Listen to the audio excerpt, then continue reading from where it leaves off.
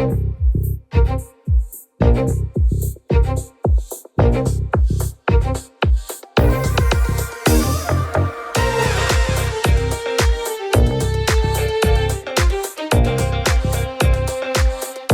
to Super Entrepreneurs Podcast. Today we have with us Matt Orlic. How are you, Matt? I'm all the better for speaking with you, Shahid. Oh, thank you. My honor to have you, my friend. Sure. If you don't mind, please sharing with us what you do, and then we'll take it from there. So I currently own and operate about 9 different businesses. In the last 15 years, I've started 26 of them. So I guess what people kind of call me the whore of entrepreneurship in the nicest possible way. And I guess I wasn't really like a high-class whore. I was the cheap one that did everything and anything. And it's led me to where I am today. Whether that's going to be beneficial for me long-term or not, I don't know. But I definitely optimized for experience rather than, I guess, money early on in my career. And yeah, we'll see how it's going to unfold. That's awesome. So, were you opening like a business a month or something? Because you're very young. You seem young. Yeah, it was like a couple a year, I guess. Yeah, 3. that's awesome. Average.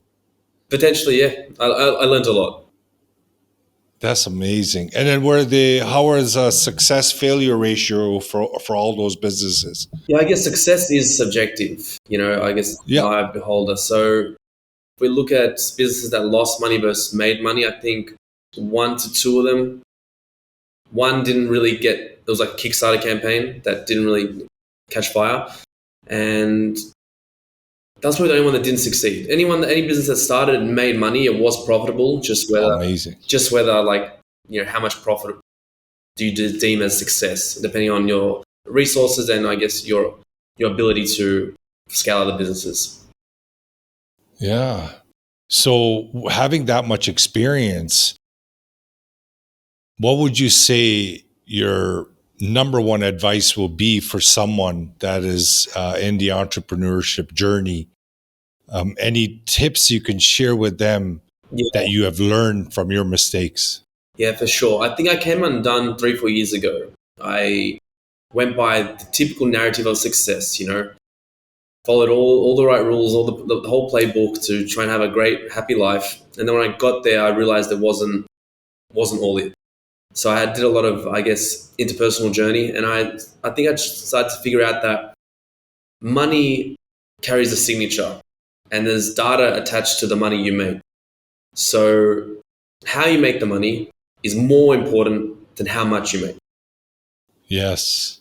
And this is what I internally really realized. So today when I start businesses, I really have a framework more around the authenticity of the business rather than, I guess, the capacity of growth of the business.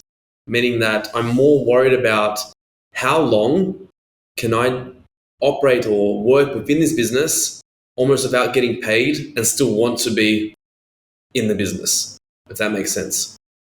Yeah, no, it definitely does. The longer that time frame, I think the more authentic that business is to me, and that's more the path I'm looking to go on at the moment. Because I based on those businesses that I created, some were super successful, some were okay, but I realized that depending on the level of authenticity within the business and how much I enjoyed the day-to-day or the mission of the company, etc., that money was internally more valuable to me than one of just pure monetary success. And I went even a step further. That it was almost like my whole goals and ambitions for the company weren't as materialistic because I was being fulfilled by another, I guess, KPI that was within myself.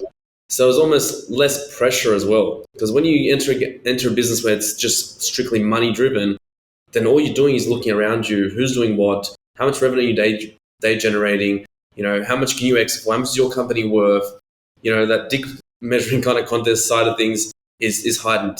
I think when you enter a business that you just enjoy and love so much, whether it be from product you're producing or developing or the mission or the way you're adding value to your customer, all that seems to deteriorate. Yeah, my advice would be, in short, follow something where you can really stand the test of time and not have money as a key indicator of how much you're going to enjoy the business. And You run So simulations within your own mind, and if you can say, "Fuck, if I do this for the next 20 years and I make 50 grand a year, I'm happy doing this type of business," then I would lean into more of that than another business where you think you can make 500 grand a year, but you don't know if you can do that for the rest of your life if you don't make the 500 grand a year. If that makes sense. yeah. So is it safe to say lead your business with heart? Sure, that's probably a decent analogy, but then again, what the heart wants sometimes isn't entirely correct, I think, internally, because the heart's probably running on certain belief systems that have been installed within us. You have to shift those though. Yeah, you have to shift those. Like for me, fun is probably the most authentic mechanism we have within ourselves, right? Like you can't fake fun. Like there's nothing really that can. I love having fun. Yeah, right. Like who the fuck doesn't? Like how can you fake that? Laughing, having fun, or just that's an internal mechanisms which we thrive, I think, as an organism. So if you can develop a business where you're consistently having fun, then I think you're winning. Yeah. So what would you say, based on your success, what the percentage would be for a mindset and skill set ratio? 90 mindset, 10% skill. Yes, baby. Woo, my new best friend. What, do other people disagree to that statement? Do you get different answers? No. Mostly the people that I interview, the ones that are I found that the highly successful ones give mindset a pretty big percentage.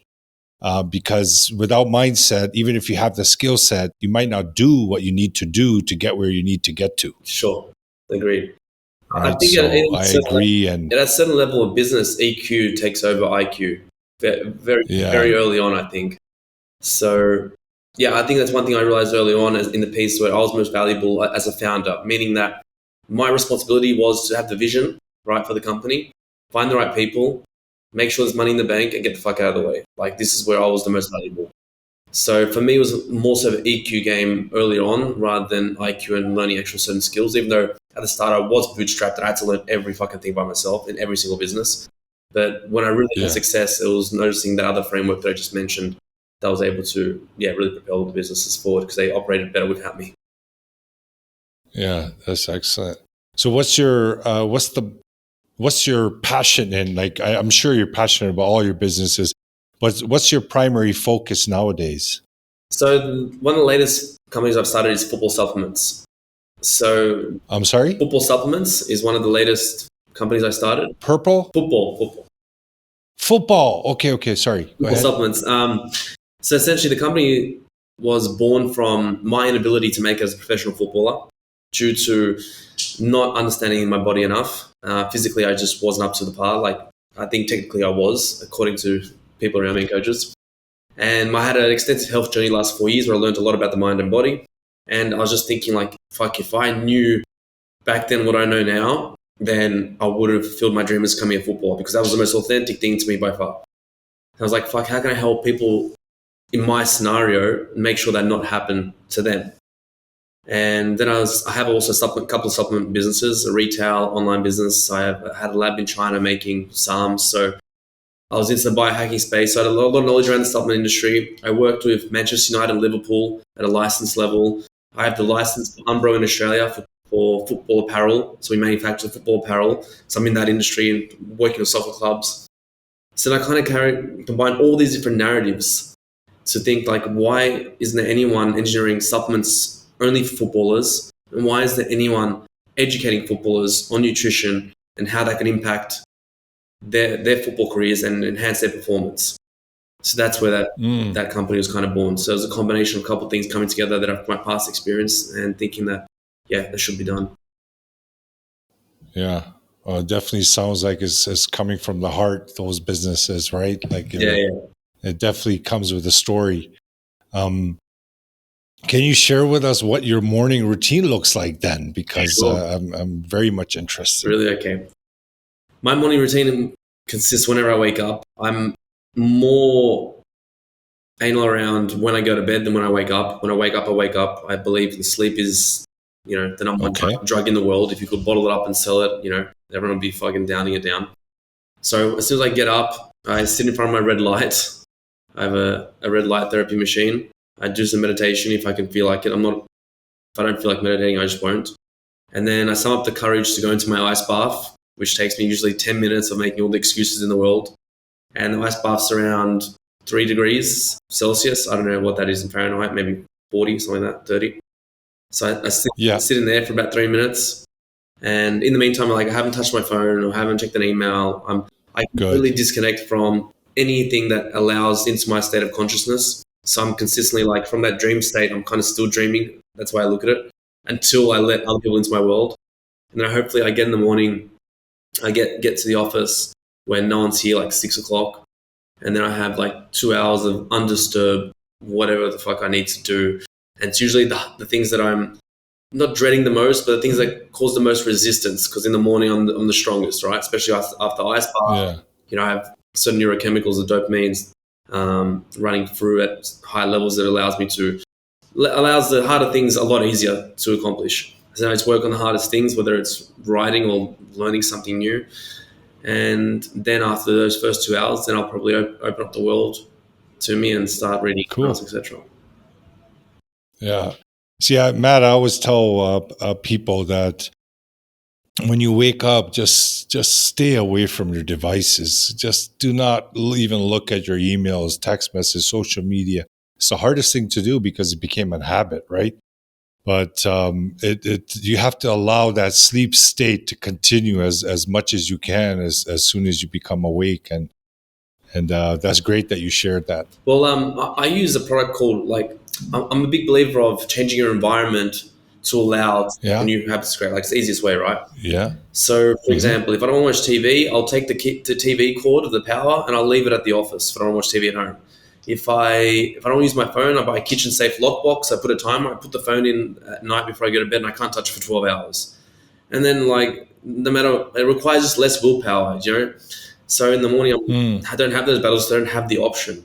And I think what you mentioned is super important because, mind's going to gravitate towards certain dopamine hits, and they're going to gravitate towards the easiest access for that. And if we can re-engineer our minds and bodies to get that dopamine hit from a task that's going to be intrinsically valuable to us, it just makes life a lot easier, I think. Yeah, no, that's great. And you mentioned about tasks that are not as much liked or with some resistance. You do them first. Like that's a great point. And actually, I feel that it's, you want to hit what is difficult first, get out of the way, and then do the things that you enjoy, because sometimes you start doing the things that you enjoy, and before you know it, it's the end of the day. So that's a great point. But what else do you do? Because there's, we have these paradigms in our subconscious, right, that don't allow us to do specific type of tasks. And even though we need to do them, but they just hold us back and we just automatically go to something else and not to that, right? Is there something that you can guide the audience or share some kind of experience or tips what to do for them to actually get in and do what they need to do, even if they don't like it? The way I look at this is that stories are the operating system of the mind, and everything we do is just competing narratives, right? Once you're cognitively aware of this, then you can start to build certain narratives up to help you do the actions you need to do. So, for example, sometimes it's easier I think we're engineered to survive, not to thrive, right? I think that's well known. So creating narratives around about what would happen if you didn't do something is more inclined to get you to do the act than actually envisaging like the finish line of success. So for example, if I need to write a piece of content for football supplements, the narratives I would create, like if I don't write pieces of content every morning and film it, then the brand is going to fail. If the brand fails, what's that going to mean to me? How much money am I going to lose? How's that going to affect my identity? So I start just stacking all these negative narratives as to what would happen if I didn't do the act I know I need to do. This, for me, seems to work better than envisaging, I'm going to create a great piece of content and, it's going to help people. Unfortunately, I'm more motivated by the other narrative that I just mentioned to you. What would happen if I didn't do it? Yeah. Yeah, it's different ways of doing things, right? Like you mentioned about survive or thrive. It's basically a state of consciousness, right? Once you elevate your consciousness, you can become a thrive instead of a survive. But if you're not this way that you do it, you're bringing to your awareness that, hey, what am I going to lose if I don't do it, right? Like you're bringing that emotional state in you, which can work. I can see it working. Yeah, for sure. It's definitely helped me, and I think research actually shows that this is definitely more of a motivator. That's great. So then now, do you have any kind of venture on the way that you can share with us? Because you are a serial entrepreneur. So is there something coming from your world into the world that we should be aware of? I think one of the interesting projects for me working on is a brand called Me Versus, and that's more around helping entrepreneurs self-actualize, because that's kind of the journey that I went through when I was at that point where nothing really made sense and I kind of like lost all the color out. Yeah, same here. Yeah, I think everyone's gone through that part, and every time I speak about this as a concept to people, they really resonate with it. I think it's well needed. So I've been working with a lot of my mentors, doctors, and developing some sort of framework as a basic framework for entrepreneurs to follow so they don't find themselves in this hole.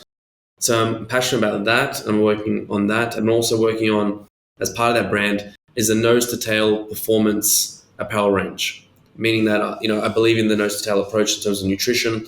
I like the whole sustainability approach. So we're creating and trying to engineer fabrics from the offcuts of animals. And like a new type of technology. So it'll be completely sustainable, and it'll be a nose to tail approach, because having plastics on the body is detrimental to our organism as well. So I'm hoping to, be kind of counterproductive with that. I see a theme with you, the theme of service to others, try to find ideas and ways to improve people's lives. I could see why you're seeing the success, because when you're kind of placing your effort or attention on others, by default, you see success. I find it. Yeah, you're right. Probably like yourself and doing the podcast. I think it's the most selfish thing we can do, because it feels the best. And once again, do more things that adds positive impact to your well-being, then you'll be able to show up in the world a lot better human, I guess. Yeah. Well, I hope there's a lot more of you coming out in the world. We need a lot more of this in our, especially in our entrepreneurship world. What would you say your innermost superpower is that got you to this point? Being hyper self-aware and having the ability hyper self-aware. Yeah, and having the ability to conduct theory of mind. Theory of mind is essentially knowing the reason why someone else thinks a certain way better than they do. I think because all the background that I had in the psychology and my own personal journey, and having such a wide spectrum of whether it be people, countries, I think I understand more so what is happening within an individual's self than they do, unfortunately. It's just because they haven't had the time, effort, or the resources to do the work. This has also helped me a lot to be able to help people within my inner circle, help people within my organizations, build personal connections on I think a lot deeper level, and find the right people to work with. That's excellent. So do you feel that you have a calm mind? For sure. I think when I look back, and all I can have is reference points of others that I've read, other biographies, but I think my path was a lot tougher than others, even to when I got to here. I don't think I'm successful by any means as to what I think I'm capable of for whatever reason. But when I look at, say, the Nike story, and the trials and tribulations that he had to go through, and I compare it to mine, I'm like, fuck me dead. Like he was like in a Hilton hotel where I had to do everything. I don't know, I just look at everyone else's experience, and I really feel that my time was a lot tougher with instances that happened to me. So I think I built a lot of character out of it, and my mind has a certain reference point of the worst possible scenario. So then the day to day for me is always going to be incomparable to what I have experienced before. And I think throughout my life, I consistently push my mind and body to certain extremes. So then the day to days for me become more enjoyable, if that makes sense. Because I think I think that's an important part of developing someone's character is showing the mind and body certain reference points as what can be, and then when you compare it to other denial like instances, you really can't get upset it's hard not to be calm because you have that reference point, if that makes sense. Yes. Yes, like a point of reference for different areas. Yeah. Like I do extreme sports. Like I love skydiving. I like free diving. Oh man. Yeah. You know, sorry, Matt, I've been having these visions that I skydived. And it's funny that you just said that because I don't like heights. And it's just coming in front of me, you know, here and there. And it's like, why does this keep coming? Why is this, you know, so, and now you said it as well. So maybe it's something I should check out. You should. Yeah, look, on the other side of fear is pure bliss, right? I think that yeah, of course. And there's always more value in doing something that you don't want to do. So, you know, someone that likes doing heights, likes heights, which I don't know how many people actually like heights, and then you have yourself that doesn't, you're going to get more value out of the skydiving than I would. Yeah, for sure. Yeah, I could see that.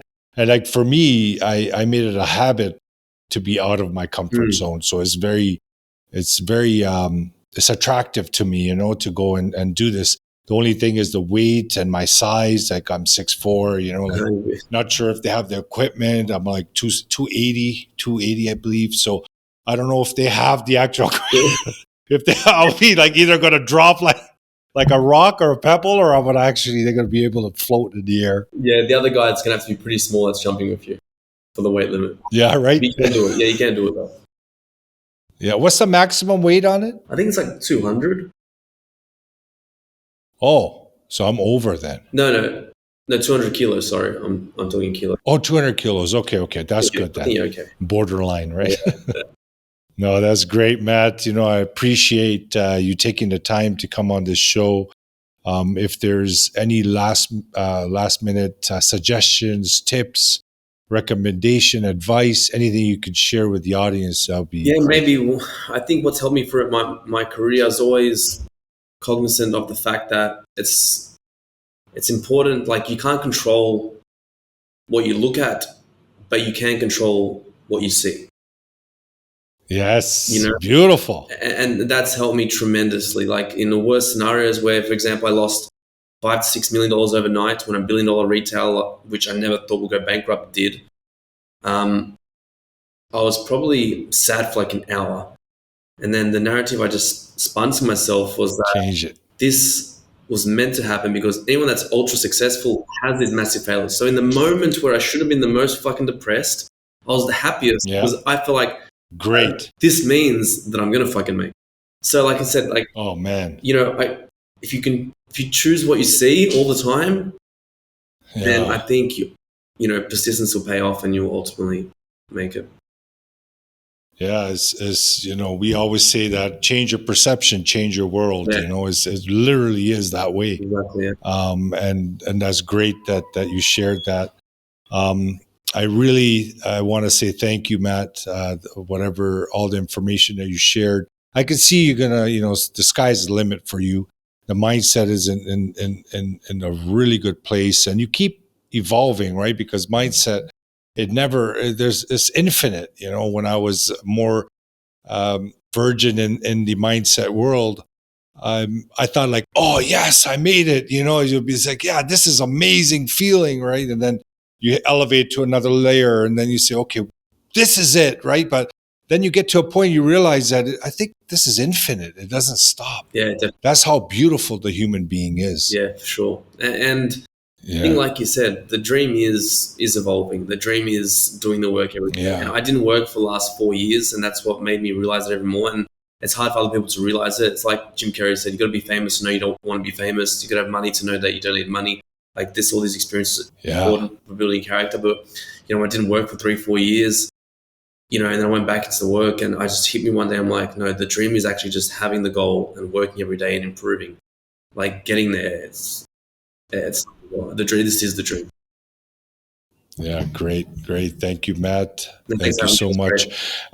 No problem. Audience, thank you again for joining us. Matt's information, like always, will be in the show notes if you want to take a look at his stuff and get to know him better. We are really grateful to have Matt on the show, because this is a perfect example of any of you achieving whatever you want to achieve. Like, we create those limitations in our mind. When we calm our mind, we start seeing things more clearly, and we're understanding, wait a minute, I'm my worst enemy. And that's why it's important to look at these things and then take action. And I appreciate you guys for sharing and being part of our social media as well. Thank you once again, and thank you, Matt. Thank you.